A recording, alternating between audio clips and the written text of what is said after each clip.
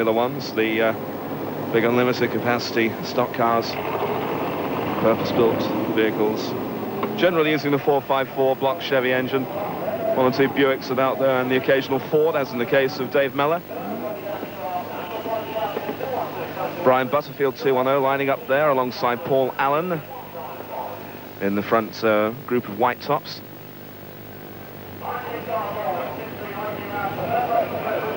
Such a tight circuit here at Skegness should provide plenty of action for these Formula Ones. They've been limited, or they've had limited outings here at Skegness in the past due to Brisca's policy of restricting Formula Ones to a certain number of circuits, but they're getting expanded this year with the decline of Brisca tracks. This is the first of several Formula One meetings scheduled for the Vince Moody tracks this year, and we've got the spin out already. Stu Smith 139 getting involved, Ray Tilsley behind him, number 85.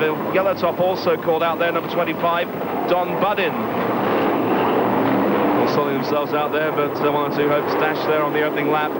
Butterfield the leader, 210. The yellow flags are out to indicate the danger there on the track. Looks like they're all okay. 213, Des Chandler's spun out as well. We'll see him just getting back into the race there, spinning around this circuit, just getting caught by the fence. As the leader comes through, Brian Butterfield, 210. Well, Butterfield in the white car with the red markings. Out in front, 210. In front of him, Ray Tilsley, but that's one of the men that was caught in that shove along with Stu Smith, 139. Chesterfield-based blue top. There's chasing field Harry Smith, Jimmy Smith as well, also in there Terry Jackson, back in action after last year's injury, heading for the infield there though, going down the home straight. Mo Smith there, 51. There's mystery that he's still a blue top, one of the very best drivers about, certainly on the Midland circuits, just doesn't get enough meetings to go up to red top status. Butterfield first, we got 310 in second place, Paddy Byrne. Behind him, 4460, Steve Booth. Then we have Paul Allen, who was one of the guys who crashed earlier, so he's presumably a lap down. Harry Smith looks to be the leading red top at the moment. Des Chandler's found his way into the fence again in 213. A couple of flat tyres on the offside there. And an obstacle to the cars as they come through. Now we have Paddy Byrne taking it up. 310. Don't see him too often down here at Skegness. More regularly known at the northern circuits such as Bellevue. In fact, Butterfield's still there. 210 out in front. It's 310 Paddy Byrne in second. So that's the race for first, second and third with 4460 Steve Booth up there. Then we have Harry Smith, Frankie Wayman, and then Mo Smith. Ray Tilsley a fair way down now after losing that lap. Butterfield then leads from Paddy Byrne. Paddy Byrne, one of the few Irish drivers in Brisca Formula One, finding the line on the inside of Butterfield and just cutting through there. So it's now 310 who leads. Butterfield pulling the bumper in though. Brave move for a white top. Trying to bumper the man out of the way. They normally give up and just drift out once they're overtaken, but Butterfield retaliating there on Byrne, with himself going wide there, and that could let Booth through in 446, get another white top. Harry Smith there, number 100 on the tail end of that leading pack. Top red top here, Dan Clark's on his tail in 203, followed by Mo Smith in 51 as the mayhem reigns on their home straight. Jimmy Smith 82 there, being taken out by Byrne. I don't think Byrne needed too much there. Smith helping himself in the tyre going across the track. Smith causing quite an obstacle there for Paddy Byrne, but he's holding up Brian Butterfield. Frankie Wayman there finding a couple of slow moving cars in front of him, just bumpering them out the way. Behind him Harry Smith getting caught there by looked like 82 Jimmy Smith. Butterfield now having been pushed down the field is getting edged out by Harry Smith. Wayman's up into second now in 212, national points champion in Formula One for 2 successive years. Paddy Byrne out in front. So it's Byrne from Wayman, and how long will the Irishman be able to hold out the Yorkshireman? Wayman from Silsden near Keighley in Yorkshire. Jimmy Smith on the infield. He's certainly been in the wars in this race. Been keeping out of them at the moment, going for the grass. Wayman now hits the front. Where's the challenge for Frankie going to come from? In second place, Paddy Byrne. Third place is Harry Smith. Could be an interesting one. You just see Smith drifting past there. Dan Clark's right behind him in 203. Then there's a fair gap down to the rest of the Reds with Ray Tilsley a lap down. Well, there goes the race leader, Frankie Wayman, into the back markers now. Paddy Byrne losing ground, waiting for Harry Smith to come through. In fact, he's already gone. Ray Tilsley going through. Well, of course, a lap down. Those are the red tops in this race. Wayman, of course, status above red, racing under the silver roof, the points champion. 2 laps to go now in Heat 1 of the Formula Ones in this World Championship qualifier. Wayman now going past Jimmy Smith again. Dave Atkinson has been getting some excess wheel spin, certainly been squealing around the track. Behind him, Harry Smith, and I don't think that the Hurricane's going to be able to catch up. Behind Smith, though, it's Dan Clark. Looks like we're going to have star drivers, or at the very least in first, second and third, with now a clear run for Harry Smith on Frankie Wayman. But Wayman hasn't got far to go. The checkered flag's coming out. Wayman's safe. Coming off the pit turn, Frankie Wayman wins Heat 1 here at Skegness. Second place goes to Harry Smith in number 100, and third place goes to Dan Clark in 203. Quite a race there as the Reds work their way through the field. Dan Clark following Harry Smith all the way, couldn't get through for the second place, but Frankie Wayman had left them. He came from behind them on the grid to win there in Heat 1 by a convincing margin of something like 40 yards.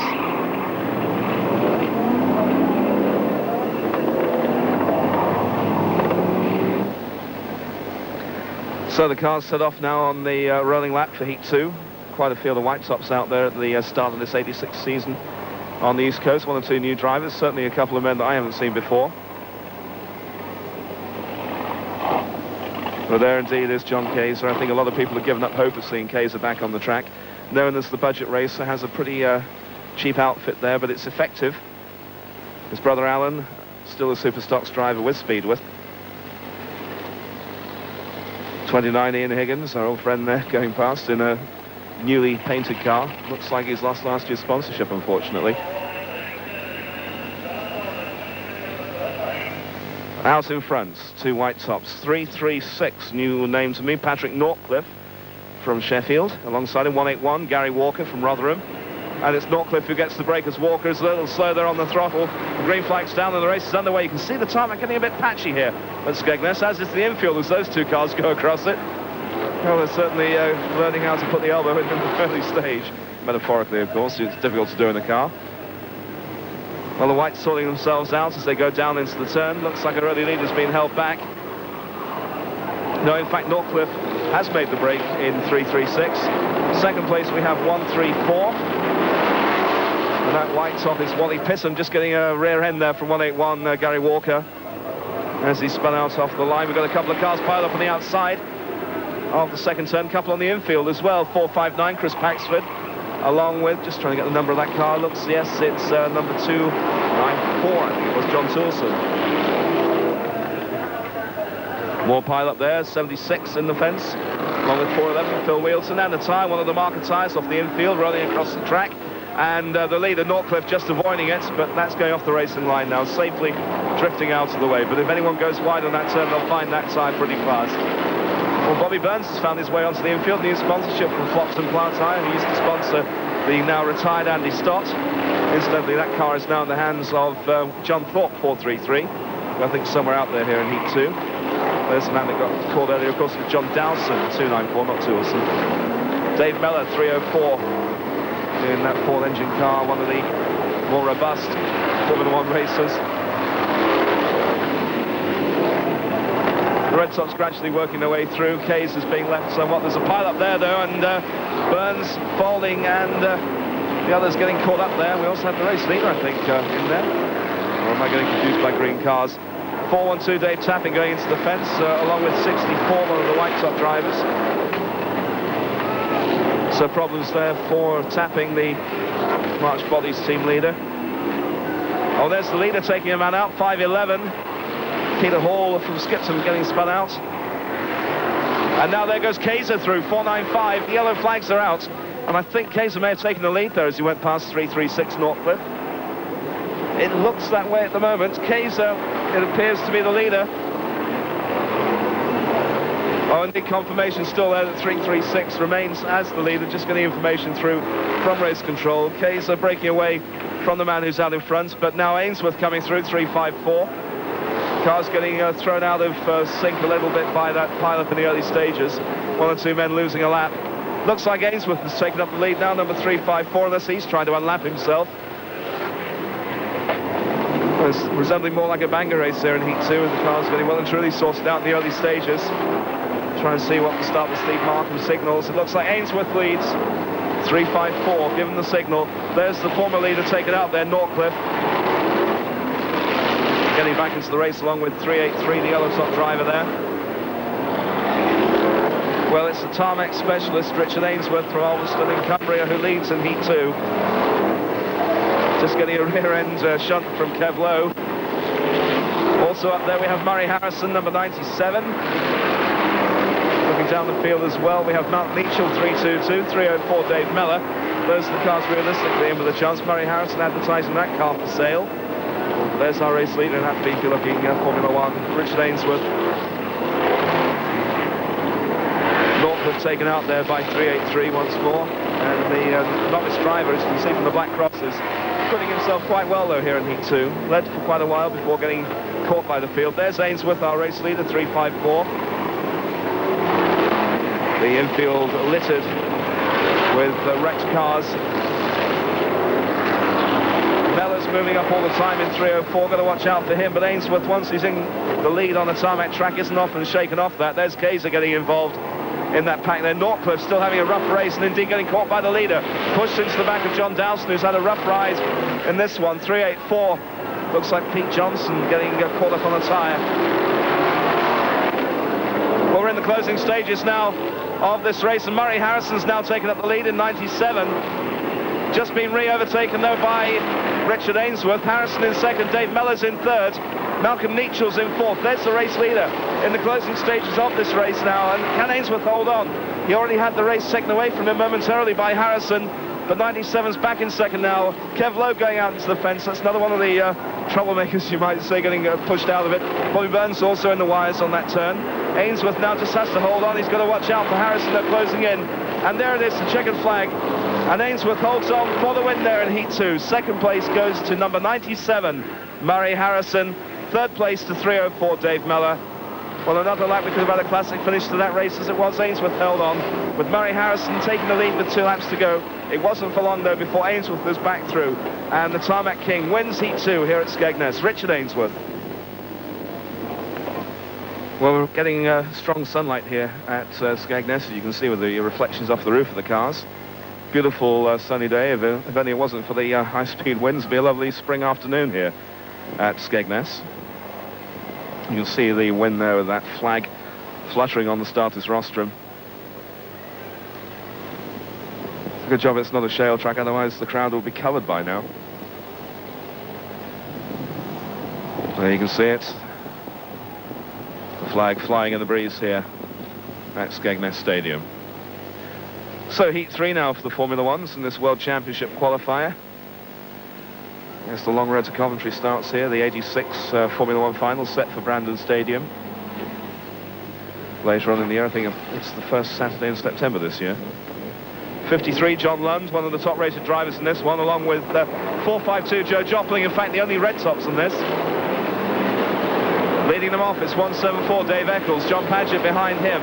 Then we have Glenn Daft in 96. Blue tops coming through there. Difficult to pick them up with the sunlight. There at the back, 53, John Lund in a marquee car now, along with Joe Jopling. Marquee Building Supplies, one of the major sponsors of Formula One racing. You can see the advert there on the side of the Lund machine. Dave Eccles out in front in 174. See how long he can hold on to this handicap. The red tops already working their way through the field, so I think we could see Jopling putting pressure on Eccles inside the next couple of laps. Well, there's the front 6 cars, 6 to 7 cars. The front 2 white tops started pulling away. Just saw the 2 red tops going through on the other side of the track. Waiting for them to come down the straight now. Eccles coming under pressure from his fellow white top now as they go past the starter. It's Eccles out in front. Glenn Duff, the ex-Long Eaton Bomber driver, in second place. Third place, number 113, yellow top driver Russell Humphrey from Preston. Duff going for the infield over the tyres and losing out now in second. Humphrey up into second now in 113. So it's the white top leading from the yellow. And Humphrey just looking for the gap on the inside of Eccles, who moves that wide oversteers there, and Humphrey's through. Moving up for second place now, number 216, Graham France. John Wright, an early casualty there with a flat tyre on the offside back. It's now then 113 out in front. Russell Humphrey, second place, Graham France, then Glenn Daft. Then we have Phil Haig, 454, then Joe Jopling, followed by now number 53, John Lund. Well, there we see the 2 red tops coming through. They're up into the top 6 placings now. And in fact, Jopling is now fifth, going up to fourth as he goes past Glendaft. Is dropping out of the reckoning now. Graham France putting pressure on the leader, going through on the inside of the pit turn to take up the lead now. Graham France, the auctionman, out in front. France, one of the big race winners at Bradford last year in the big money races. Of course, Bradford out of action this year with the Bradford City football team playing at Odsal. It means that there's no stock car racing at Odsal this year. Fixtures being switched across to Vince Moody's track at Cleethorpes, getting Formula Ones for the first time. So there's first and second, but the race is developing further down the field between the two red tops. There we have John Lund with the wing in place for 86, and indeed he's just thrown off the challenger Joe Jopling. Lund now moving up into third place. Jopling is fourth, Daft is fifth, Haig sixth. Then we have Richard Pratt, number 162 behind him. Mick Stecco spinning out, just getting back into the race, but losing speed there.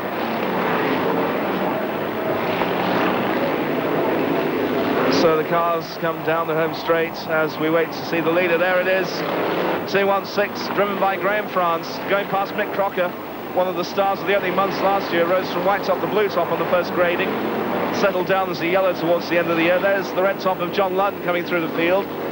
John from Clitheroe in Lancashire, and going past the back markers now. He's now taking on Crocker. Lund up into second place now. Graham France first, John Lund second, third place Russell Humphrey now, fourth Joe Jopling, in fifth it is now Glenn Daft going past Les Spencer, who's slowing down quite a bit now, but the question is now, how long can Graham France hold on to this lead as the pressure comes in from the red tops. Lund has got France in his sights now. France just moving up on Mark Carrington in 271 last year's white top, up to yellow now. He's put one back marker between him and John Lund. There goes Lund. So now, Lund against France. Looks like Jopling's doing a bit of work now to get past Russell Humphrey, but dropping behind actually as the front two start breaking away. Graham France, they're battling with the wheel. Very large wheels on these Formula One cars, angled in the direction of travel. So we have 216 from 53. Graham France leading. We've had a silver top and a red top win so far. We haven't seen anything from the lower grades. Can France do it here in Heat 3? This is the last of the qualifying heats, bar the consolation, of course, for the meeting grand final. And the checkered flag is coming out now, and it looks like this is the last turn coming up for Graham France. And indeed, that was already out. Yes, in fact, they caught us unawares there. A win for 216, Graham France, apologies there. Second place to 53, John Lund. And third place, it looked like on the line, went to Joe Jopling. But obviously we overstepped that race by a lap. That's subject to confirmation. That 1, 2, 3 again. Graham France, the first lower grade winner, a blue top winner of Heat 3. Second, John Lund in 53. And third, unofficially in 452, Joe Jopling. Now you can see that the Skegness Stadium and this World Championship qualifying round for the Formula One stock cars. Well, we apologise for the rain on the camera lens. Unfortunately, with the driving rain, it's short of fitting windscreen wipers, so there's not a lot we can do. But we're going to keep going with the consolation here. Hopefully we'll be able to see as much as we can in the prevailing weather. I can tell you it is like a tropical storm out there at the moment, bucketing down. Unfortunately blowing straight at the cameras at the present time. Ray Bird going onto the green in the early stages of this consolation race. The yellow flag's going out. That's if the marshals can hold them. Almost being ripped from their hands at the present time. Looks like that's our race leader, number 336, Pat Nortcliffe. This is the last chance for the drivers to qualify for the final. These are the non-qualifiers from the first three heats. 8 have qualified for the finals so far from each race, with another 8 to qualify from this consolation race. You can see the driving rain across the lens there of that camera.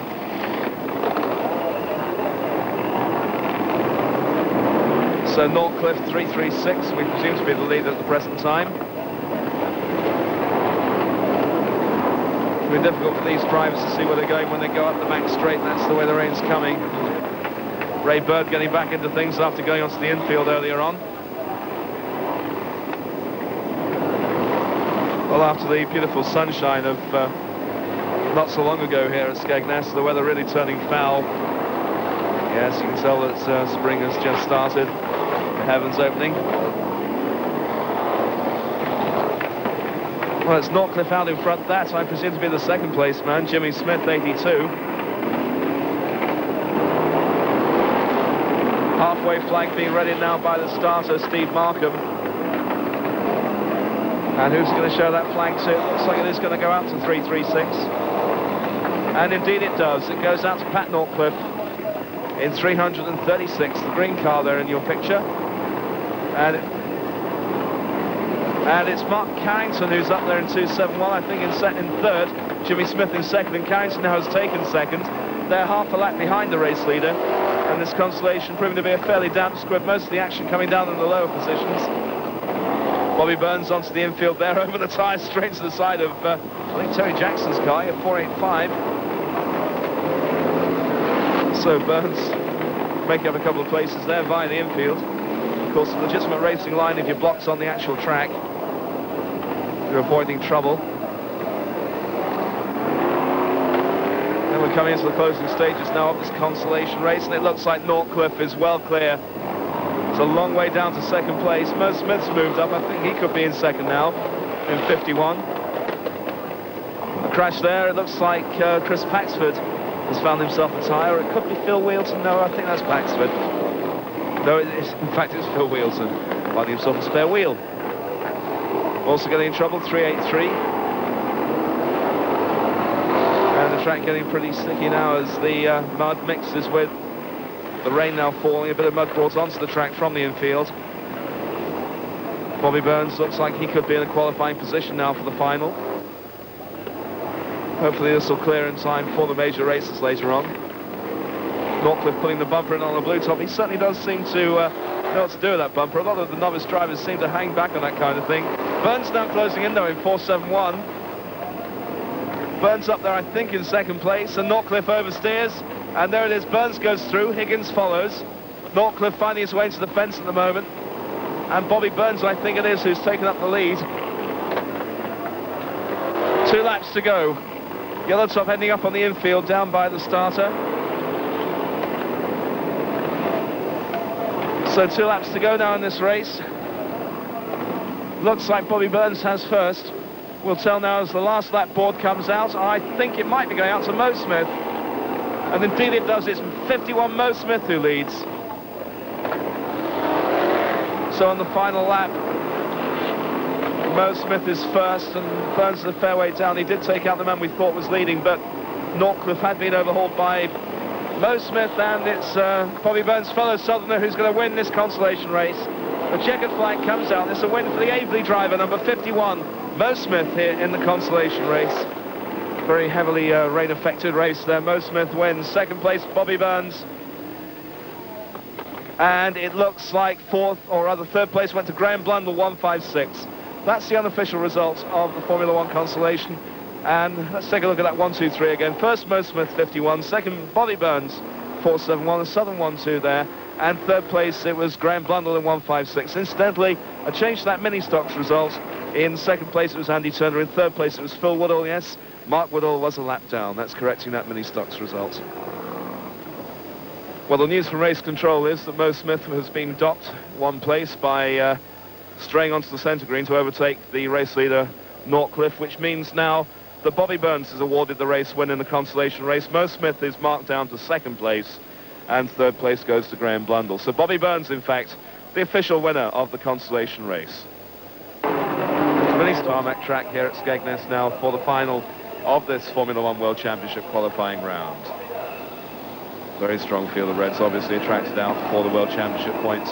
These qualifying rounds build up points for the drivers, and those points then determine the placings on the semi-final grids, and indeed whether a driver indeed qualifies for the semis. And then from there, of course, it's on to the World Final at Coventry. So the whites lead them off, and it is 446 who leads out at the start, Steve Booth.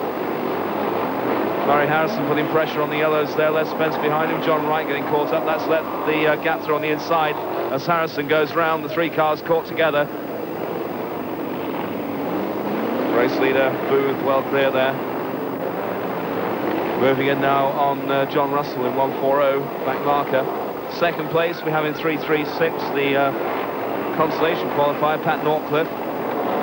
John Lund just clouting the fence post there. That's virtually where Des Chandler, I think, ripped it out. So there's our race leader, and there, in fact, Lund has found his way into the fence. He seems to be having some problems there with the steering. He went into the fence in the home straight. He's done it again there going into the turn. There's Frankie Wainman. Behind him, Bobby Burns. Then Peter Faulding, 33. Faulding with a fairly quiet meeting so far, steadily getting in the points in this heat. Steve Booth out in front, 446. And there, the stranded car of John Lund. John Case are pulling up alongside him. Murray Harrison just getting back into the race. Looks like the drive shaft hanging off the Lund car there. Or something hanging off the other side. Doesn't look like it's quite as bad as that. He's still under power. But all kinds of problems there for John Lund. John Case is pulled up on the infield. Will Quorn's also hitting problems, number 91. Reversing his way back into the fence, out of the way of the line of racing as the cars come through. The yellow's out with these cars parked up in the fence. Dan Clark, another victim on this slippery circuit now. Another car going in there, Graham France.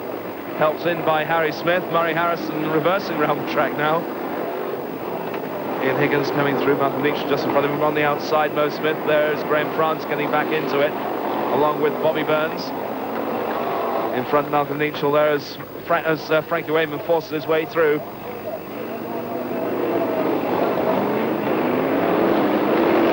Steve Booth still out in front, the 446 car well clear of the action at the moment. John Thorpe apparently in second place. 113 in third. Dave Mellon's got caught up with the yellow top there. Looks like Paddy Byrne, 310. There's our race leader, Steve Booth. He's well clear of the action at the moment. John Thorpe, I think, has got second place at the present time. Also up there, Russell Humphrey. John Wright. John Russell's a lap down. Murray Harrison also, I think. Frankie Wainman leading the charge of the superstar drivers. Behind him, Peter Faulding.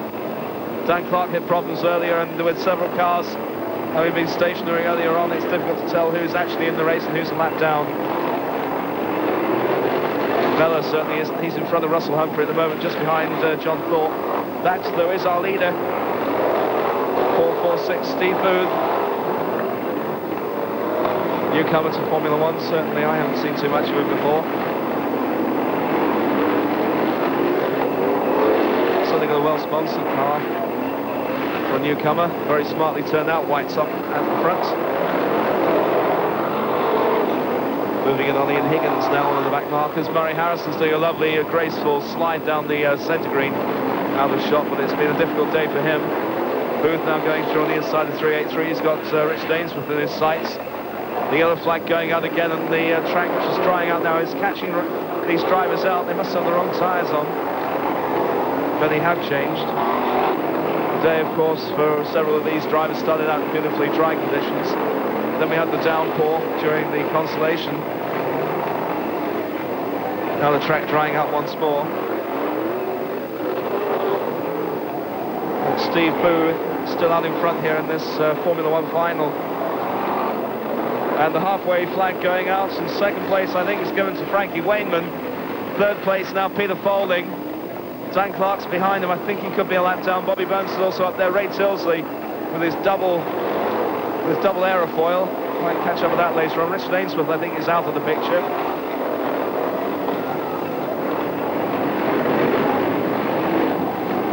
It's still Steve Booth out in front. And Frankie Wainman's dropped back. Peter Faulding's now taken up second, or maybe Dan Clark. I did see Clark stationary earlier. Richard Pratt reversing into the fence. Just getting back into the race as Paddy Byrne comes underneath him. There's Wainman getting attention from Tilsley. You just see the double spoiler there as the former Formula 2 man drives through on the inside of Wainman, and Frankie is slowing down there. He does not look too happy at all. And Dan Clark giving the signal for second place, it would appear at the present time. May even be first. I can't see Booth at the moment, and indeed Booth has been pushed down the field.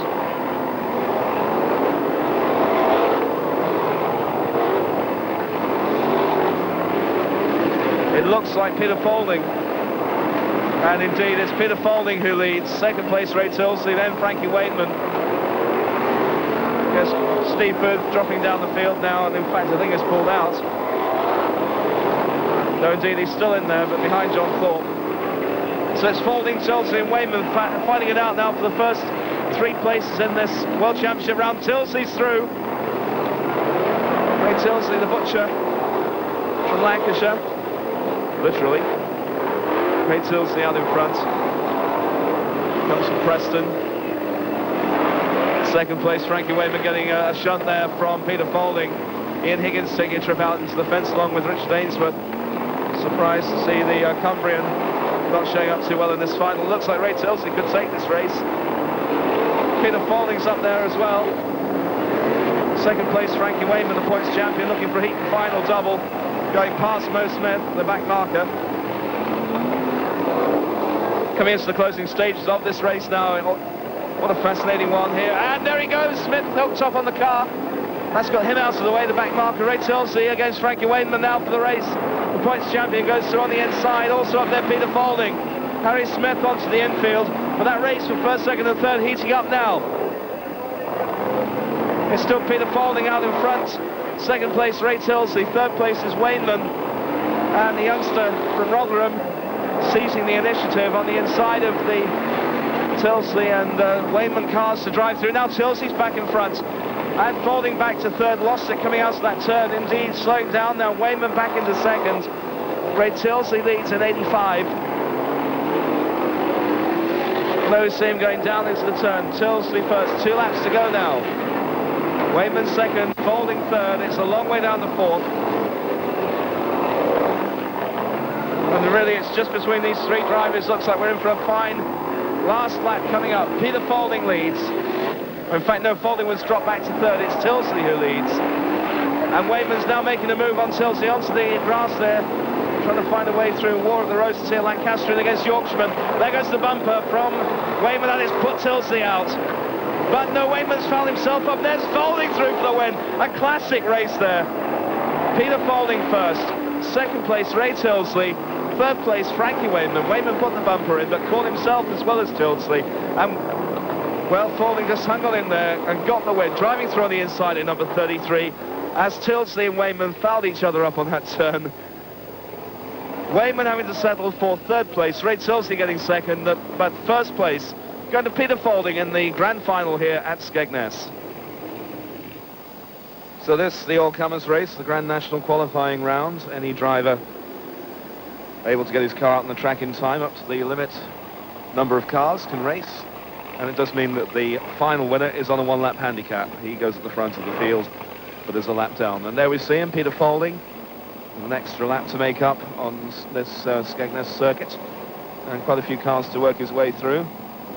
I don't think somehow we'll be seeing a heat and final, or rather a final and Grand National double here at Skegness today. Tends to happen with about 20 cars on the track, unless your name happens to be Smith.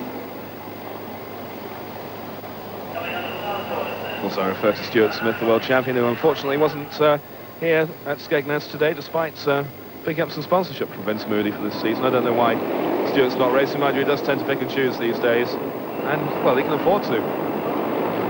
Green flag goes down then. Faulding leads them off, but he is a lap down. The actual race leader is the man behind him. Dave Eccles, 174, almost taking Faulding out in the first turn. Once more a difficult track. We've had another downpour since the last race, when the local promoter Vince Moody put on a hot rod demonstration with 4 cars. Don't think it's won over the committed Brisca fans. John Kaiser getting caught up there with Stu Smith, 139. Also, if there are any casual viewers watching wondering, well, that there are in fact 2 Stuart Smiths racing. Dave Eccles, 174. Richard Ainsworth already right in his tail in 354. And Faulding hasn't done much really about making up that handicap.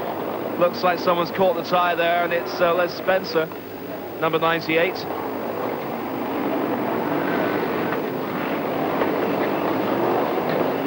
Phil Haig with problems, having clouted the barrier. Just slowing down, trying to get back in. So it is Dave Eccles, 174, who leads. And indeed, in fact, slipping through for first place, Graham France, their number 216, just coming in division. And there we have him. Graham France from Liversedge in West Yorkshire, leading Dave Eccles, who's from Leeds.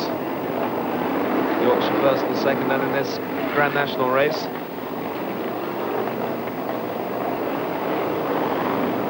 Well, Graham France, the winner of the third heat, but in fact now slipping back into second as Eccles has regained the lead. Just seeing there the red car with the white roof. And this white top certainly showing up well here in this Grand National. Peter Faulding never really getting his grips of this race, and quite a chicane developing now on that turn. We've got John Wright on the inside. The white top spinning out on the outside, looks like Glenn Daft.